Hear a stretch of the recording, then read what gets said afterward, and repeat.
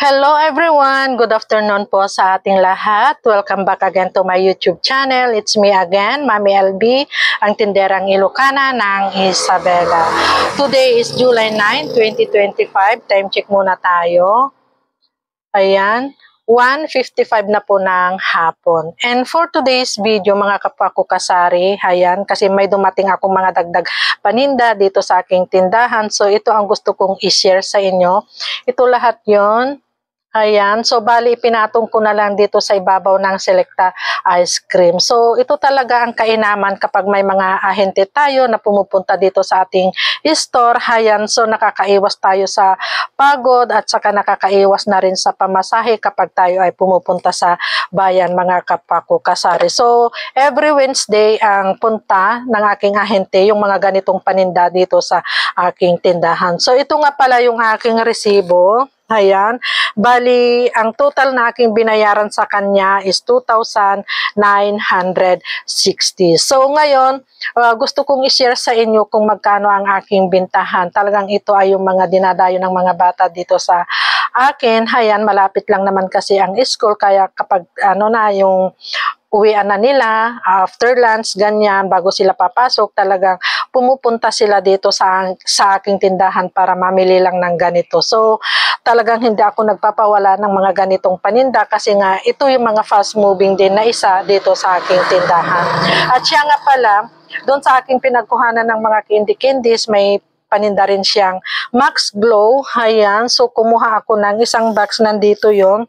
Bali, ang kuha ko ng isang box is 385. So pumapatak na ang puhunan ng isa nito is 32 pesos. Ang aking bintahan is 40 pesos. So disclaimer lang mga kapako kasari, hindi tayo pare-pareho ng lugar, hindi tayo pare-pareho ng pinagkukuhanan ng paninda, kaya iba-iba rin siguro tayo ng presyo or tinda sa ating mga paninda. So ito, Max Glow, wait lang at may nabili.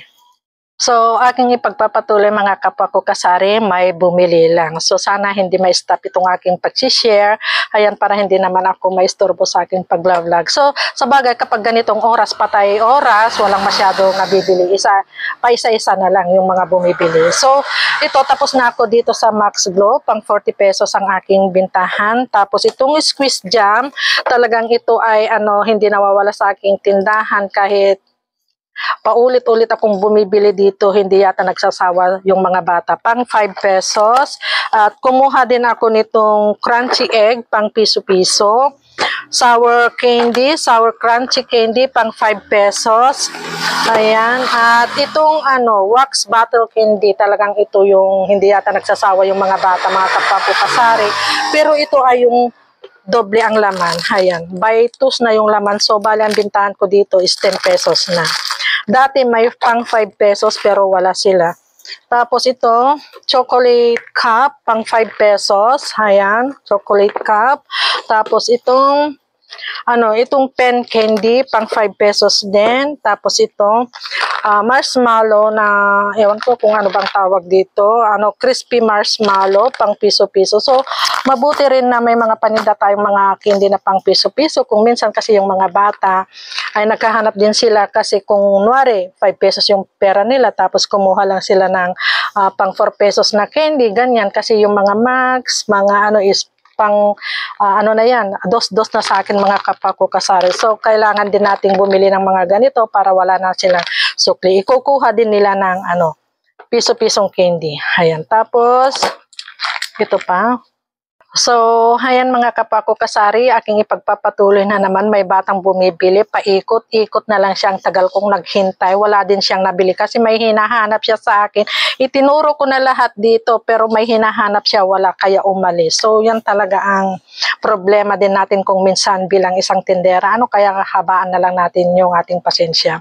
So, ito din, pang 5 pesos, ayan, so idagdag natin itong mga candy-candies na ganito sa ating tindahan, pang paakit sa mga bata. Alam nyo naman, mga bata, sila yung nagbibigay buhay kung minsan sa ating tindahan, kahit sila ay makukulit at maiingay kung minsan. Ayan. So, ito pang 5 pesos din. Tapos, itong spray lighter candy, pang 5 pesos.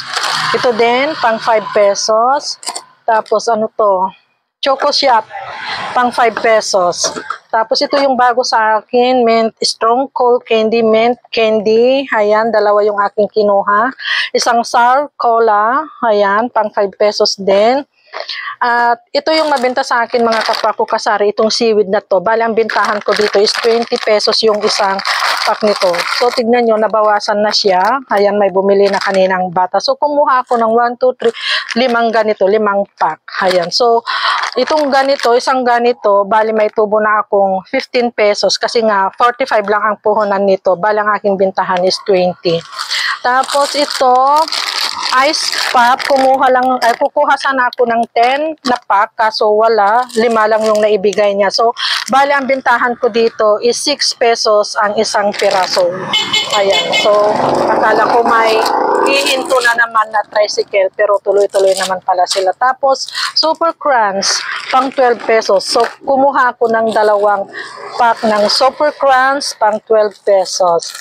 At ito mga kapako kasari, ayan. So, bali ito lahat ay 50 pieces. Ito ay assorted na. May bukayo, ayan, inuulam nila to. May ano ba to? Pastillas, sampalok, at may yema. Ayan, basta ito ay assorted. Ito ay 50 pesos. Ay 50 pieces. Bali, ang puhunan nito is 10 pesos. Ang aking bintahan is 12 pesos. So, ito lahat yung mga kinuha ko doon sa ahente na dagdag paninda dito sa aking tindahan. Kasi dyan sa harap, medyo kukunti na lang talaga. Wala nang masyadong mapagpipilian yung mga bata. So, kailangan ko talagang bumili ng ganito. Tulad nga ng sabi ko sa inyo, pang paakit. Ayan. Kasi mas gusto nila yung marami silang mapagpipilian mga kapwa ko kasari. Hindi yung papatay-patay yung mga paninda natin sa labas. Kasi ito yung nagbibigay attraction ba sa mga bata at saka yung mga mamimili. Ayan, kaya dyan sa harap talaga, pinupuno ko yan kasi yan yung una nilang makikita. So, hanggang dito na lang mga kapako kasari ang aking may share sa inyo. So, may batang nandyan sa labas, hindi siya makapasok-pasok. Baka yung bata na umalis kanina, ayan, na sumisilip siya mga kapako kasari. So, happy selling na lang po sa ating lahat. God bless us and bye. Thank you for watching. Sharing is caring.